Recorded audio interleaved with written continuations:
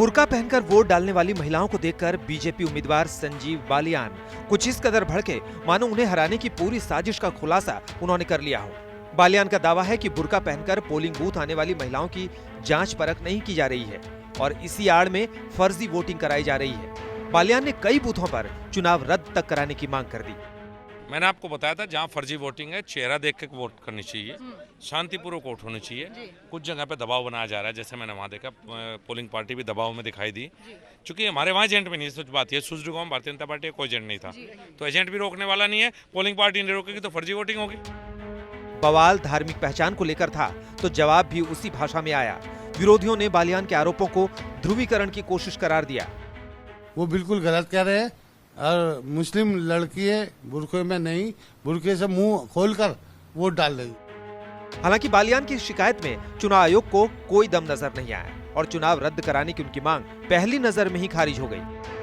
मुजफ्फरनगर में ही ईवीएम को लेकर भी बवाल हुआ। मशीन खराब होने की शिकायत लेकर आरएलडी कार्यकर्ताओं ने बूथ के बाहर जमकर हंगामा किया।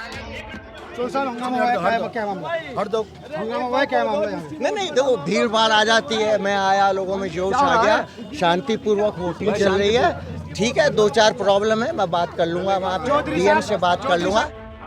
उधर नेशनल कॉन्फ्रेंस नेता उमर अब्दुल्ला ने भी चौंकाने वाला आरोप लगाया। उन्होंने दावा किया कि पुंछ में ईवीएम में कांग्रेस का बटन काम नहीं कर रहा। उमर का ट्वीट आते ही प्रशासन हरकत में आया और सफाई दी कि कुछ मशीनों में गड़बड़ी जरूर है, लेकिन सिर्फ कांग्रेस नहीं बल्कि बीजेपी के बटन भी खराब हुए हैं। बीएसपी का आरोप है कि यूपी में कई जगहों पर दलितों को पोलिंग बूथ तक आने से रोका गया। तरीके से पुलिस ने और वहाँ के प्रशासन ने जो दलित वर्ग के लोग थे उन्होंने वोट डालने से रोका और इसकी शिकायत हम लोगों ने इलेक्शन कमीशन में की है और इसके पीछे पुलिस जो हायर अप्स हैं, हायर अथॉरिटीज़ हैं, उनका हाथ है, उनके डायरेक्शन में ये काम हुआ है। ईवीएम में बटन दबाई जा रही थी हाथी की और हाथी की बटन की जगह जब बटन हाथी की दबाई जा रही है लेकिन वोट पड़ रहा है कमल पर।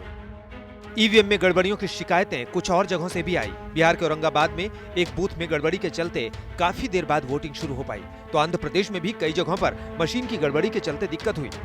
बीएसपी और नेशनल कॉन्फ्रेंस की तरह चंद्रबाबू नायडू ने भी कई तरह की आशंकाएं जताई हैं, लेकिन चुनाव आयोग को इनमें कोई दम नजर नहीं आया।